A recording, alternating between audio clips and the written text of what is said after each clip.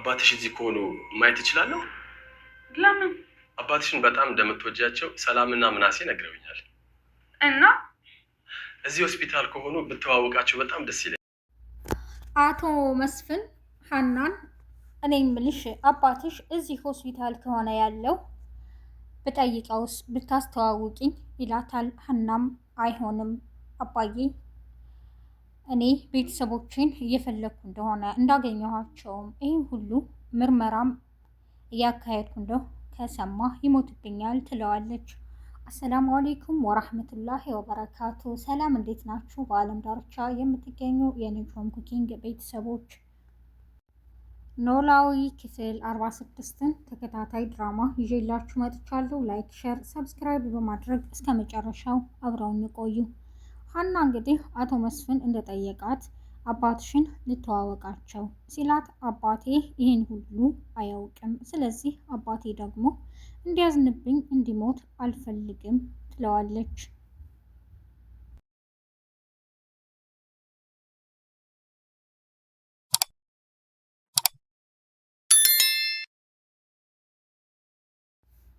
የሀና አባትም በጣም ተጨንቋል። አሲር ሀና ምን ሆና እንደሆነ አላውቅም፣ ልጄ በደህናዋ አይደለም፣ ተጨንቃለች፣ ዝም ብለህ ብቻ ጸልይልኝ አለችኝ ስጠይቃት የምታውቀው ነገር አለ እንዴ በማለት ይጠይቁታል። አሲርም እኔ ምንም የማውቀው ነገር የለም፣ ጸልይልኝ ካለች ታዲያ ዝም ብለው ይጸልዩ ፋዘር ይላል። አንተ ልጅ መቼ ይሆን ነፍስ የምታውቀው? ትቀልድብኛለህ አይደለ አሲር ይለዋል። እኔ ያልቀለድኩም እርስዎ ነዎት ሙድ የሚይዙብኝ ይላል። ይልቅ ሀና ላይ መጥፎ ነገር አያሟርቱባት ይላቸዋል። ወይዘሮ ሜላትም ዲኤንኤውን ካደረጉ በኋላ ልጄ ምናሴ እቤት ሰው እንደሌለ ከመጣ ይከፋዋል፣ በል አንተ እነ እርግብ ምርመራውን ሲጨርሱ አብረሃቸውና ብለው አቶ መስፍንን እሷ ወደ ቤቷ አቅንታለች። ቤትም ስትሄድ እንደፈራችው ልጇ መጥቶ ብቻውን ነው። ወይኔ ልጄ፣ እኔ እኮ ቀድሜ የመጣሁት አንተ ስትመጣ ቤቱ ባዶ ሆኖ እንዳታገኘው ነው ትለዋለች። እማዬ ችግር የለውም፣ እኔም እኮ አሁን ስመጣ ቤት ባዶ ሆኖ ሳገኘው ያው ምግብ ለመስራት ጉድ ጉድ እያልክ ነው ይላታል። በቃ ይቺ ልጅ ምንም አትሰራም ማለት ነው ትለዋለች። እንዴ ሀናን ነው ይላታል። አዎ ምን ችግር አለው ታዲያ፣ እኔ እሰራለሁ፣ የሚገርም ምግብ እሰራለሁ፣ አብረን እንበላለን ይላታል እናቱን። ሰላምም አባቷን አባዬ እናቴ የት ሂዳ ነው በማለት ትጠይቀዋለች።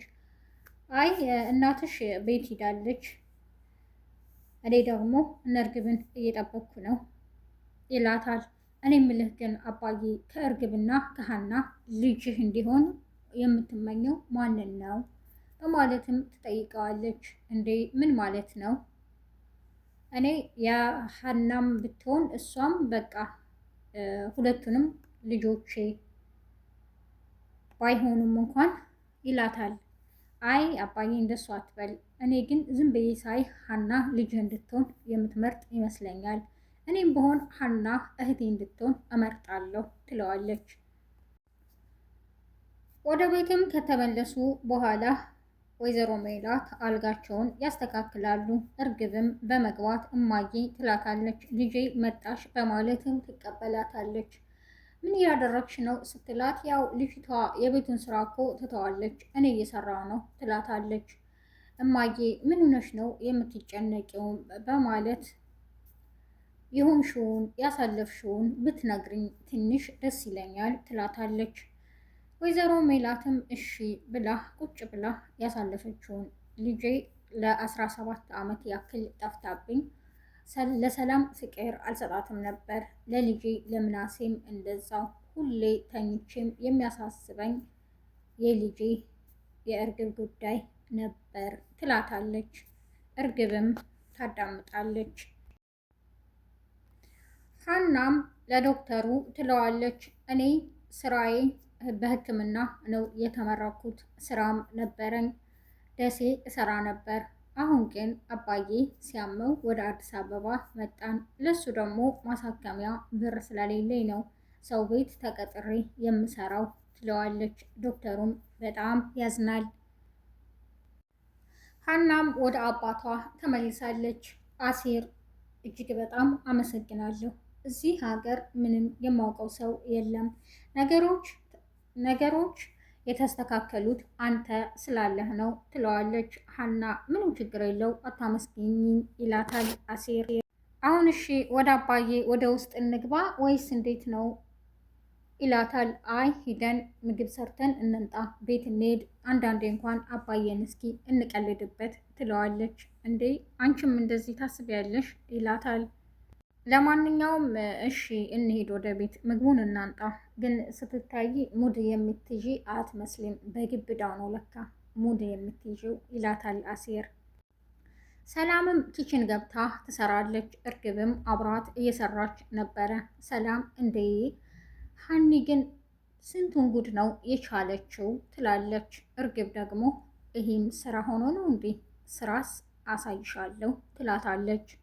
ማለት ትላለች። ሰላምም ሀና በጣም ባለሙያና አመስጋኝ ሰው ናት ትላታለች። እርግብም ትናደዳለች። ማለት እንዴ ሀና ምን ብታደርግላችሁ ነው የዚህን ያክል የምታሞጋግሷት ትላታለች። ሀና ለዚህ ቤት ያደረገችውን ሳይሆን ያላደረገችውን ብትጠይቅኝ አይሻልም ትላታለች። እሺ እስኪ ለምሳሌ 2 ነገር ጥቀሽልኝ ትላታለች። ምሳሌ አንቺ እዚህ ቤት የተገኘሽው በእሷ ምክንያት ነው ትላታለች። ሀና እንዳለችው ከሆነ እኮ የሀናን ፎቶና መረጃዋን ባታገኚ እዚህ ቤት አትመጭም ነበር ትላታለች። እና ሌባ እያልሽ ነው ትላታለች። እርግብም ሰላም እኔ ሌባ አላልኩሽም፣ ሀና ግን ይህን ያክል እውነት ሀቅ ሳትይዝ ርቃ አትጓዝም ትላታለች። እና ሌባ ነሽ እያልሽ ነው ትላለች። እርግብም ነገሩን አክረዋለች። ሰላምም እኔ ሌባ አላልኩሽም እንዳልገባሽ አትሁኚ ትላታለች። በአንቺ እይታ አዎ ሀና እውነተኛ፣ እኔ ግን አጭበርባሪ ሌባ ነኝ አይደለ ትላለች እርግብ። ሰላምም እንዲህ ስትል ትመልስላታለች። ሀና ናት ትክክለኛ የሚለው የኔ ሀሳብ እምነት ነው፣ አንቺ አጭበርባሪ ነሽ የሚለው ግን የኔ ሀሳብ አይደለም ትላታለች። እርግብም ተይ እባክሽ ትላታለች። ስሚኝ ሰላም፣ ውጤቱ ነገ ሲመጣ ታፍሪበታለሽ ትላታለች። ሰላምም ትላታለች ውጤት እኮ ሀናንም ልጅ አድርጎ ሊያመጣት ይችላል፣ እሱንም አላሰብሽም እንዴ ትላታለች። አሁን ለማንኛውም ስራችንን እንስራ ትላታለች ሰላም። እርግብም እንዴ ለመሆኑ የሀናን ስራ መስራታችን ትክክል ነው ትላለች። ለእሷ ብለን ሳይሆን የምንሰራው ሴትነቱ እንዳይጠፋን ለራሳችን ነው ትላታለች ሰላም። እነ ሀናም ምግቡን ሰርተው ወደ አባታቸው መጥተዋል። አባዬ መጣን ይሉታል። እንዴ እናንተ የት ሄዳችሁ ነው ይላቸዋል። እንዴ አይኖሩም ብለህ ነው እንዴ እንደ ቀልድ ትለዋለች። እኔ ምን አውቃለሁ ልጄ፣ ሁለታችሁም ወጥታችሁ ቀራችሁ ይላታል። አንዳንድ ጊዜ ሙድ እናያዝበት ብለን እኮ ነው ይላቸዋል አሲር። እና ምን ችግር አለው ደበረዎት እንዴ ፋዘር ይላቸዋል። እንደው ልጄ መቼ ነው አንተ ልብ የምትገዛው ይሉታል። አሲርም ፀጉሩን እየፈተለ እንዴ አባዬ የት የሚሸጠውን ልብ ይላል። ልግዛስ ብል ሳንቲሜት አለኝ ይላቸዋል። አታስብ አሲር እኔ እሰጥሃለሁ ትገዛለህ ትለዋለች ሀና። ይስቃሉ። አቶ መስፍንም ወይዘሮ ሜላትን የማማክርሽ ጉዳይ አለኝ በማለት ያናግራታል። ይሄ ቤት እንደምታዩ ጠቦናል፣ ለልጆቻችን መኝታ ክፍል የለም፣ ሳሎን ላይ ነው የሚተኙት። እኔም መጥቻለሁ። ስለዚህ ተለቅ ያለ ቤት መግዛት አለብን ወይም ደግሞ ይህን አከራይተን ሌላ መከራየት አለብን ይላታል። ሜላትም በጣም ትናደዳለች። ለምንድን ነው እንደዚህ የምትለው? ደግሞ አንተ እኛ ጋር የመኖር እቅድ አለህ እንዴ ትለዋለች። አዎ ይላታል። ከዚህ ጊዜ በኋላ እንዴት ነው ወደኛ የምትመለሰው? ትለዋለች። ትናደዳለችም። እዚህ ቤት ብዙ ማስታወሻ አለኝ፣ ስለዚህ ቤቱን አልለቅም ትለዋለች። ሀናም ዶክተሩ ነይ ካላት በኋላ ስለ አባቷ የሕክምና ወጪ ይነግራታል። የሕክምና ወጪው ብዙ ስለሆነ በጣም አስባለች። በቀጣይ ክፍል እስከምንገናኝ ቻ